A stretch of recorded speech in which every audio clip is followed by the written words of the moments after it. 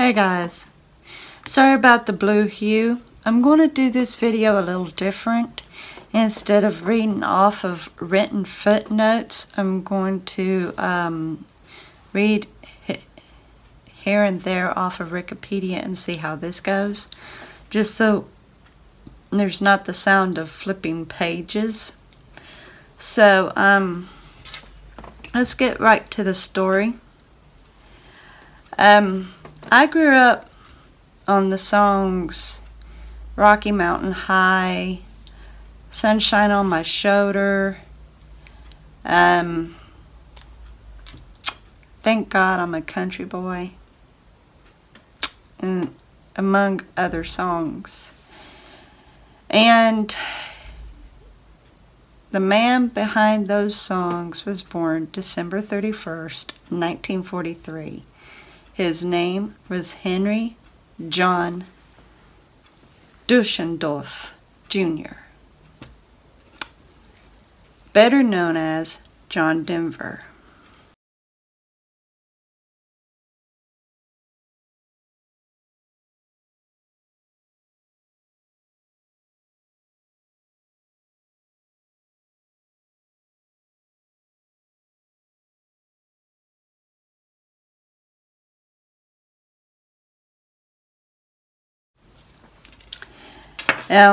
John's dad was of German descent. His ancestry was of the Germans who had lived in Russia for a period. His maternal grandparents was of Swiss and German. Now, his dad was an Air Force pilot, or an Air Force officer, and they lived in Roswell, New Mexico, when John was born. Now, with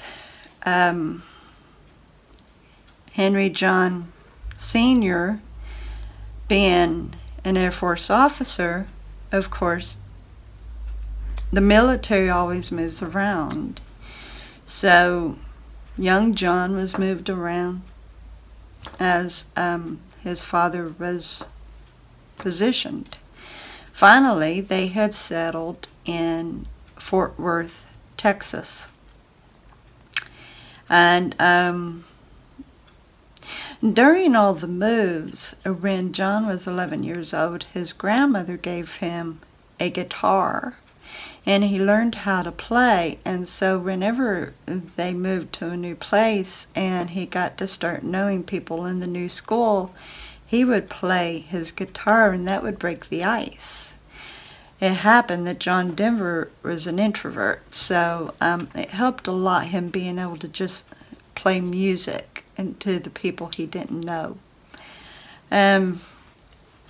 When they had finally settled at Fort Worth, Texas, John went to California. He ran away to California and stayed there for a little while. Now, I understand that John's dad ran after him and brought him back. And so John graduated while he was there in Texas, and then he went back to California and permanently lived. Now, he had began singing in a nightclub, but his real career got boosted when he was chosen to replace Chad Mitchell of the Chad Mitchell Trio, because Chad Mitchell was leaving the group. And so John Denver got to join, and after playing with the group for a certain while, he finally branched out and went onto his own and started doing solo. In '69, Denver abandoned the band life to pursue the solo career and released his first album for RCA Records, Rhythms and Reasons. 2 years prior, Denver had made a self-produced demo recording of some of the songs he played at his concerts. He included in the demo a song he had written called Babe, I Hate to Go, which was actually the famous song Leaving on a Jet Plane. It was later titled Leaving on a Jet Plane, but originally he had titled it Babe, I Hate to Go. It's a very beautiful song. The producer who recorded for the Mitchell Trio took the song Leaving on a Jet Plane and gave it to Peter, Paul, and Mary, and they sung their version of Jet Plane, and it ended up reaching high on the charts. Their version hit #1 on the Billboard.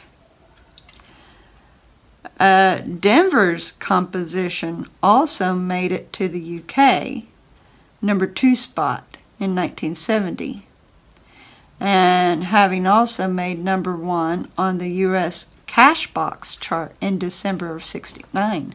So even John Denver's version, at least it came out, you know.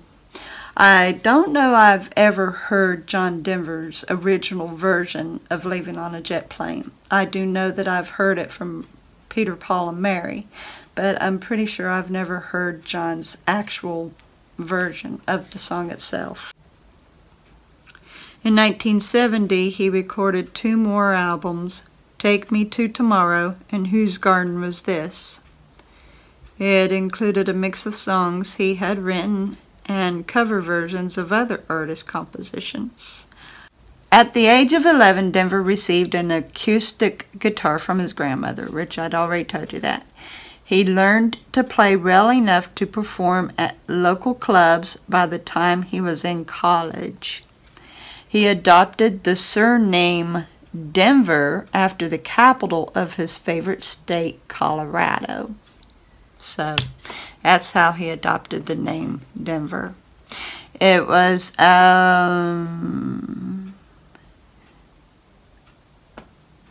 he had decided to change his name. Randy Sparks, the founder of the new Christie Minstrels, had suggested that Dusseldorf just wouldn't be able to cut it. And seriously, think about it. I mean, it's a hard enough name to pronounce. Imagine him going around and people introducing him on stage. Henry John Dusseldorf. You know. Anyway, so, yeah. It was a good idea to just go on ahead and change his name to John Denver. Going by his middle name and his favorite little city, I guess. His career peak was with Poems, Prayers, and Promises, which was released in '71. It was a breakthrough for him in the U.S., thanks in part to the single Take Me Home, Country Roads, which went to #2 on the Billboard charts, despite the first pressings of the track being distorted. Its success was due in part to the efforts of his new manager, future Hollywood producer Jerry Weintraub, who signed Denver in 1970. Weintraub insisted on a reissue of the track and began a radio airplay campaign that started in Denver, Colorado. Denver's career flourished from then on, and he had a series of hits over the next 4 years. In '72, Denver scored his first top 10 album with Rocky Mountain High, and its title track had reached the top 10 in '73. Between '74 and '75, Denver experienced an impressive chart dominance with a string of 4 #1 songs. Sunshine on My Shoulders, which I love that song. I love Rocky Mountain High too. Annie's Song, and Thank God I'm a Country Boy, and I'm Sorry. I don't think I've ever heard I'm Sorry. And 3 #1 albums, John Denver's Greatest Hits, Back Home Again, and Wren's Song. I think I might remember hearing Wren's Song. I'm not positive. In the 70s, Denver's onstage appearance always included having long blonde hair and what they called granny glasses. And the one thing I noticed, he had a very wide grin, very, very wide grin.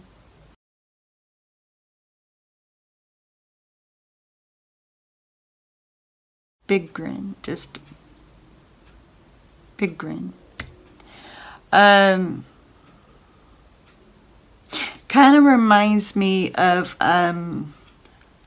Margaret Houlihan on MASH, the head nurse. I can't even, Loretta Swit. Anyway, reminds me of her big smile. That was the one thing that I'd always noticed about her, was her big smile, her big mouth, big old smile. And John Denver had the same thing, just a great big old smile. Always a big, broad mouth, broad smile. And honestly, you know, like, I remember very faintly when he was older and he finally had his hair cut and he went without glasses. But I remember most when his hair was longer and he wore the glasses. The one thing that stands out to me was when he was a special guest on the Muppet Show. That was the only real time I'd ever actually seen him perform as an actor. But I'd always just heard him on albums. But he did get into some acting. He had played alongside George Burns in Oh God. And he had played as a special guest on the TV show McCloud as a deputy. Around that time, though, his sales started going down, and he wasn't so much into television anymore, so, you know, it just kind of took a dunk. But he continued writing. He did continue selling. He got into being an activist, and he was really pulling hard to help end hunger. He was a big activist on world hunger. And a lot of his songs in his later years had to do with the environment and hunger and stuff like that. In the 70s, his songs had a lot to do with nature in Colorado, being up in the country and stuff. So a lot of his songs just really portrayed what he was into at that time.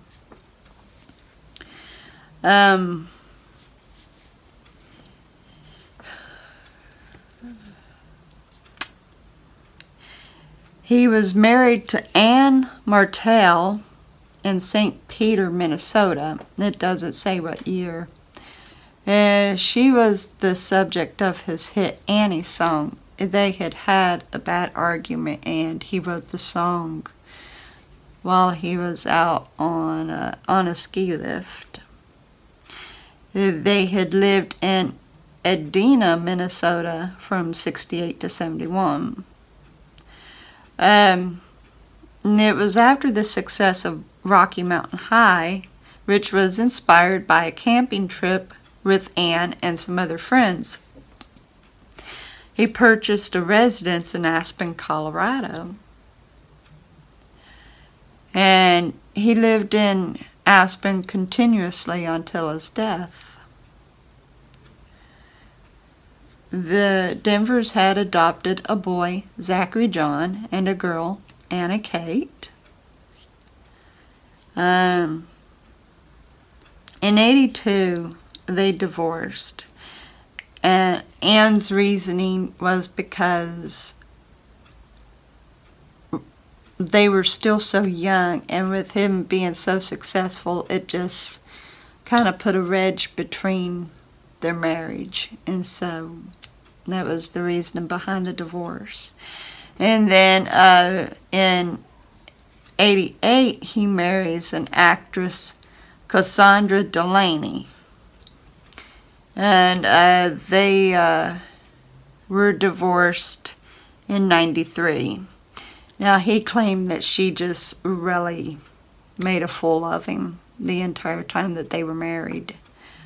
And they had a daughter, Jessie Bell.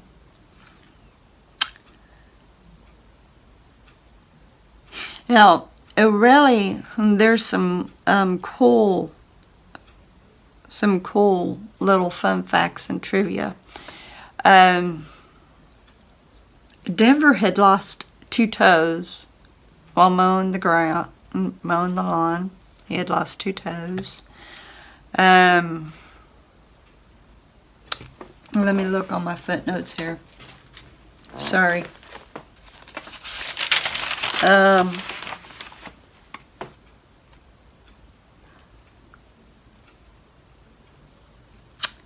Okay, now, any of yous remember the movie Ghostbuster 2? And you remember the little baby in it? His name was Oscar. Okay, he was played by twins. And it just so happens that John Denver was their uncle. And one of those twins' name was Henry John Dulcendorf. He was Dulcendorf the Second. They think he might have been named after John Denver, but in consideration that John's dad had the same name, they don't know if the baby was named after his great uncle or if he was named after his uncle. He was cremated and scattered over the Rocky Mountains in Colorado. His song, Rocky Mountain High, had actually been banned from many radio stations because they thought that it was a drug song. And because of that, John Denver done a protest against music censorship, saying that his song about Rocky Mountains had nothing to do with drugs, but had to do with the beauty being up there on those mountains. And that it just gave you that sort of high, you know. He explained that they just misunderstood what the song meant. It didn't have anything whatsoever to do with drugs. So, yeah. I'm very happy I'd ever got to hear it anyway.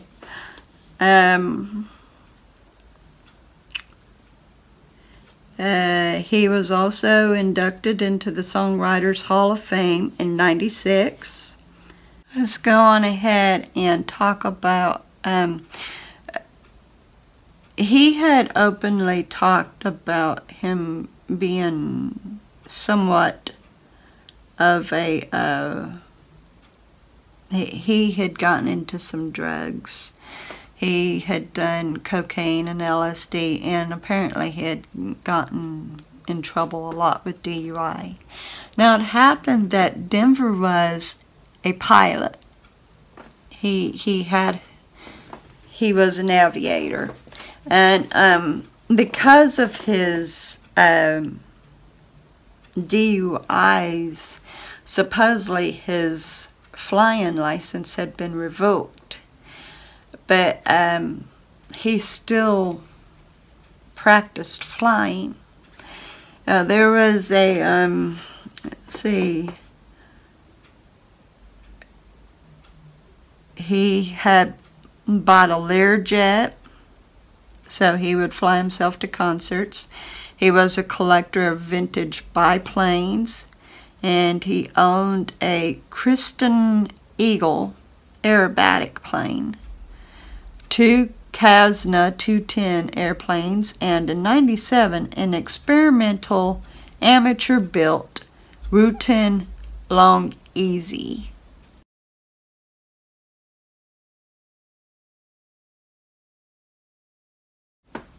An experimental amateur built. Okay, now here is where it really starts to get intriguing.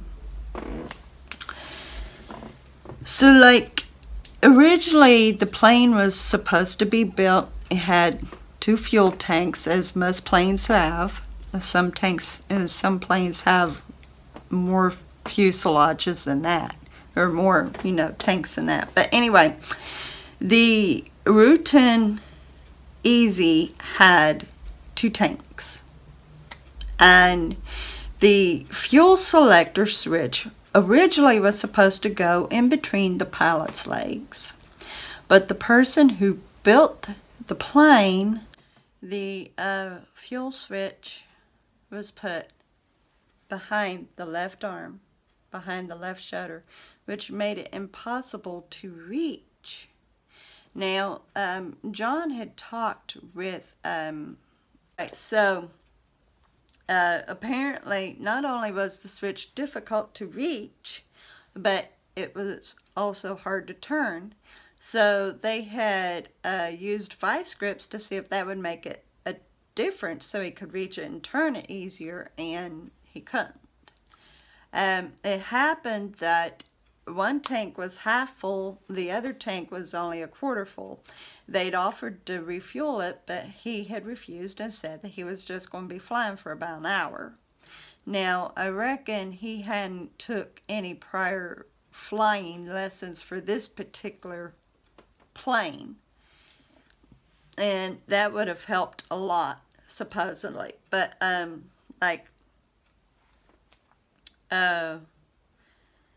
he went on ahead, and he had done several takeoffs and landings with it before he took his initial flight out on it. And the way it was, so like in order for him to switch tanks, he had to turn 90 degrees to reach it, and by doing that required a person to literally use their right foot against the right rudder pedal to brace themselves for stability to twist. And that's what John done. And when he did so, it caused the jet to turn right and go nose up. And so in doing that, of course, it would mess up a plane and cause it to take a nosedive.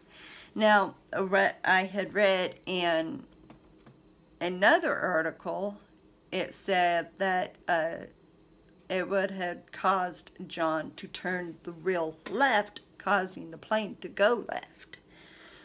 But basically it comes right down to it that the National Transportation Safety Board, the NTSB, said that the cause of the crash was where he had to reach over, and by doing that it caused him to cause the plane to turn wrong. Rather it was left or right, he caused it to go wrong, causing it to lose altitude and do a nosedive. All because of that switch. All because of the person, the amateur person who built it, decided to just be lazy and put it behind the pilot.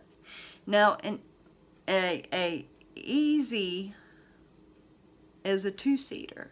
So the switch was literally behind the second pilot's seat. It's kind of dumb. Kind of dumb. So anyways, here's this person that was going places. He it was October 12th of 97 when he crashed.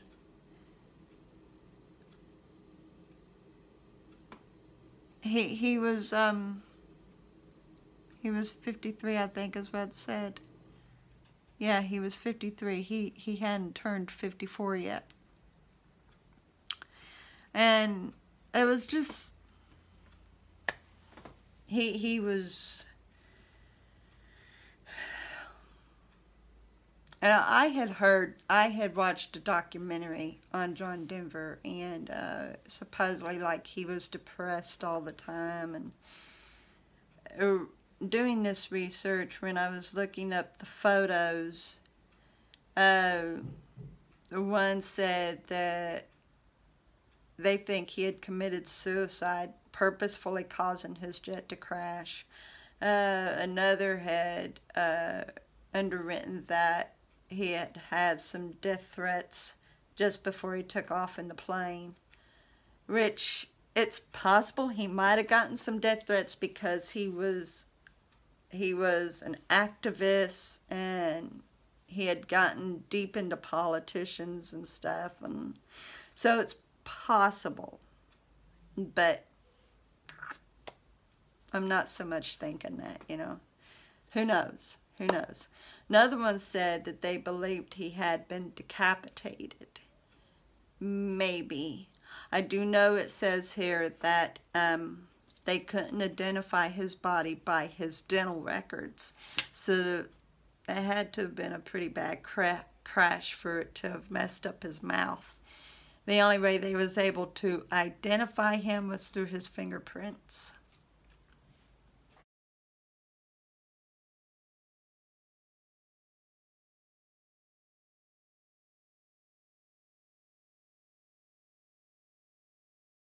Well, in the photo, it shows they had his body wrapped in a yellow tarp, and there was a round yellow tarped object on the ground.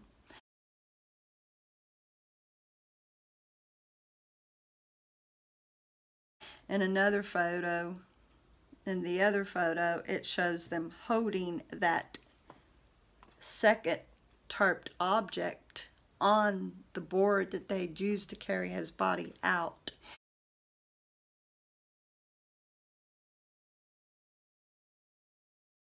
So it's very much possible he was decapitated. Very much possible. I'm not saying that he was, but it is so very much possible. There's no guarantee. It doesn't mention it anywhere in either article that I'd ever read.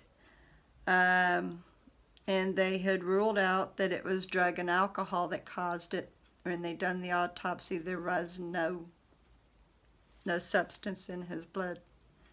So it was definitely about that switch. And that's sad. That's sad. I loved his music. I did. Whatever he had gotten into in his life really doesn't matter much to me, but I did love his music. I have to say my favorite songs, I'm not so much into Thank God I'm a Country Boy. I'm not so much into that one. But I really do love Sunshine on My Shoulders and Rocky Mountain High. I love those two songs very much.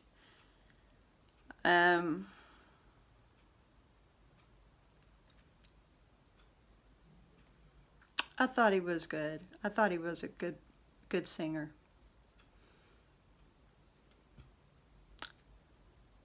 A lot of people that I grew up listening to had some kind of a tragic death. Elvis Presley. Of course, Jan and Dean, who I'd done a story on.